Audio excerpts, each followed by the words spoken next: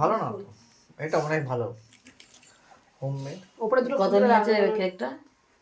5 900 টাকা। 900 টাকা নিয়ে রে। 800 টাকা নিয়ে ছাড়ি দাও তো, দাম তো এইটুকুনি চকলেট সেবারে ম্যাঙ্গো ফ্লেভার নিলে 800 টাকা হয়েছে, চকলেট চেয়েছে বলে আরো 80 টাকা দিতে হয়েছে। পুরো সব চেরেটের ফাঁকা করছে পিঙ্ক এরকম এরকম একটা জন্মদিনে কিনে নিয়েছিল কত আগেবারে ওটা 650 টাকা নিয়েছিল, আর এবার দাম বেশি হয়, দোকানগুলো অত দাম হয় না, দোকানে এরকম তো ডিজাইন পাবেও না, তাই না? সিম্পল সব ডিজাইন বোঝা যায়। খাবার আইটেম হ্যাঁ, গোল গোল করে এরা ঘুরে ঘুরে ঘুরে খাচ্ছে। তোর ঘুরে ঘুরেই তোর দোয়া আছে চকলেট কেক তো। ও আচ্ছা, মানে ওই ক্রিম গুলো খাচ্ছে। হ্যাঁ। মানে খাও খাও খাও খাও খাও শোনা খাও, সব খেয়ে নাও মনি, সব খেয়ে নাও। বেচারা লজ্জায় পড়ে যাচ্ছে। তোমরা কি এইখান থেকে দুটো ভাত খাইনি তো? এই কিনটা খা,